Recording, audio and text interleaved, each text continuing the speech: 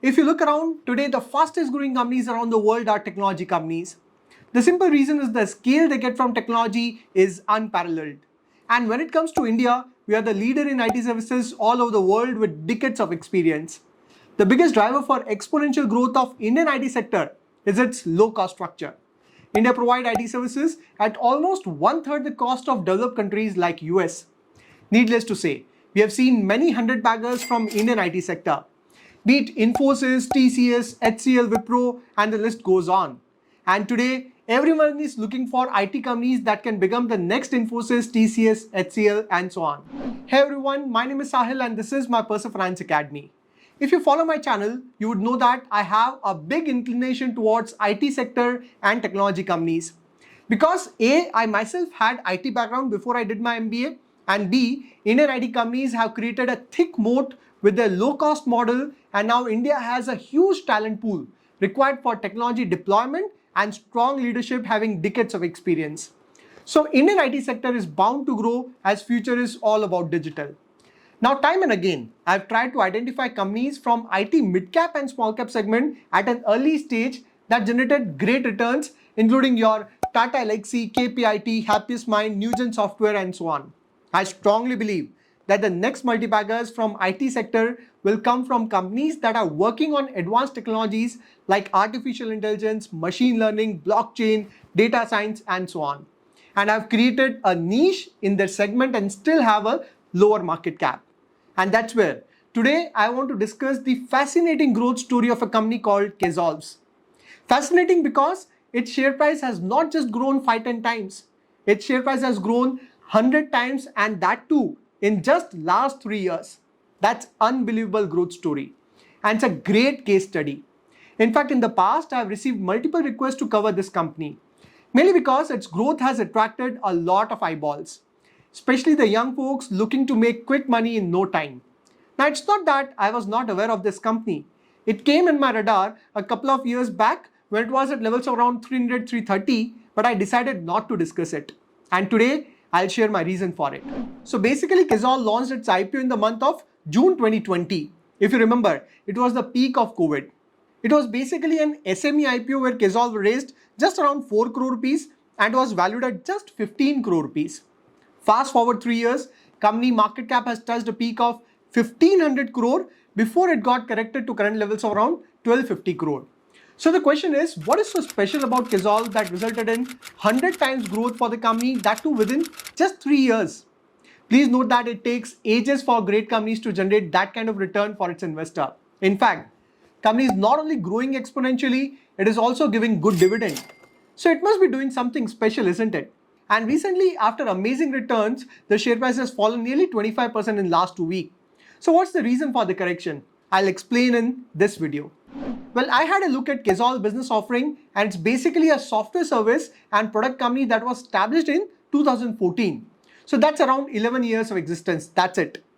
Now, Ksolves has two business segments, services and products. Its 97% revenue comes from service segment that include development and consulting service. And around 3% comes from products like Adobe Magneto, Odoo, and Salesforce. 97% revenue from service sector. Wow. Please note that IT service is a commodity business. That's what every other IT company in India is doing, isn't it? So how do you differentiate Ksolves from others? Well, to be really honest, I did not find anything extraordinary in their business. Ksolves is just like any other IT company that offers commodity IT service. In fact, I looked at its leadership and thought maybe there are some extraordinary guys, but found that it's run by Mr. Ratan Srivastava, who is chairman and MD and has total of around 18 years of experience in IT companies like Tech Mahindra, Birlasoft, Persistent System. I could not find his college name or his position in those IT companies. That has Dipali Verma as whole-time director and promoter with just 7 years of experience in IT industry. Umang Soni, CFO with just 5 years of experience. And by the way, this is key management. CTO has a decent experience of 22 years. But overall, I did not find anything extraordinary in the leadership. In fact, the experience is quite less. Now, my next question was around innovation. Because in IT sector, the only way to create differentiation is via patents. So I thought maybe company would have published some important research papers and would have created a lot of patented technologies.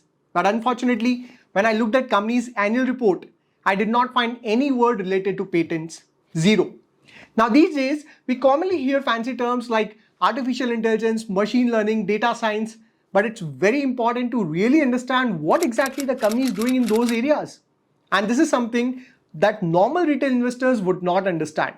Majority of people just hear the name artificial intelligence, machine learning, and they think the company is the next multibagger. So when I invest in an IT company, especially the mid cap and small cap company, I always try to look at the key differentiation.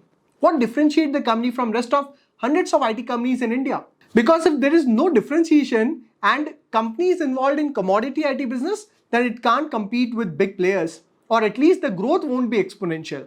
While during good time, the business might grow faster, resulting in sharp jump in share price, it's the difficult time that will create the challenge to grow profitably. And when the growth falls, small cap companies' share price can tank brutally. And one of the important aspects that I check is patents. And I did not find any such differentiation in Ksolves. Now, I'm not saying that Ksolves is a fraud company like BCG. Please don't get me wrong. In case of BCG, I clearly called out that it's a fraud company. If you haven't watched my video on BCG, do have a look where I identified many loopholes in their business. In case of Ksolves, my only point is I did not find any major differentiation in their business. They are mainly involved in commodity business of cloud setup and other regular IT stuff. Now, one big question is, when Ksolves does not have any major differentiation, then how did its share price jump 100 times in just 3 years? So here is my understanding. Basically, during COVID, there was a sharp jump in demand for cloud implementation. It is not that the demand has vanished now, but during COVID time, the demand for cloud implementation zoomed exponentially. Now, during FY20, Ksolves had a revenue of just 10 crore rupees and a net profit of just 1 crore. It was a very tiny company with a market cap of just 14-15 crore rupees. But due to sharp demand during COVID period, Ksolves got a lot of business, and hence its sales jumped from 10 crore to 28 crore, then 47 crore, then 78 crore in FY23. Since the base was very small, the growth looked extraordinary. Likewise, its profit zoomed from 1 crore to 9, 16 and then 25 crore. Again, due to lower base, the growth was exponential. And of course, there was a euphoria for IT stocks at that time. Since Ksolves was a tiny company and its business was growing exponentially due to its small base, people rushed to buy the stock, making it zoom 100 times in just 3 years because of its very small market cap. Please note that when the market cap is very small, even a few crores worth of demand for share can result in multifold jump in share price. And that was the reason for its extraordinary growth. Now the key question is, can Ksolves continue to sustain this growth rate? Well, I believe that sustainable growth only comes from differentiation. And that's where I think going forward there will be a challenge for Ksolves to maintain its exponential growth. Again, I'm not saying that the business will not grow. The question is, how fast can it grow? And can it sustain its past growth of last 3 years in the next 5 to 10 years? Because those who have invested in the company in early stage have made good profits. But today, if you have to invest, then is it the right time? For me, it's a big no. After the crazy jump, Ksolves share price is corrected around 25% and is still trading at a PE ratio of 47. Just a few months ago, its PE was in the range of 20-25. So I think that the valuation today are extremely high as compared to the growth prospects. Going forward, if the business does not grow rapidly, or if there are 1 or 2 bad quarters, it can result in sharp decline in its share price. In fact, in last 3-4 quarters, the growth has already slowed down. As a result, its share price has also fallen drastically in recent few days. Now, another important question is around the operating margin. Normally, IT companies operate in the margin range of 15 to 20%. But Ksolves has an operating margin of more than 40%. So the key reason I found is, because company has almost 100% offshore business model where all its 400 odd employees work from India. That result in lower cost for the company. And B, because company mainly hires freshers for lower salary. And third is, since it's a very small company, it does not have complicated management layers like big IT giants have. And that also saves a lot of money. And the fourth reason is, company also saved money on office space and travel as a lot of employees work from home. So going forward, if the company grows in size, it would be difficult to maintain such high margins. Another interesting insight is regarding the dividends.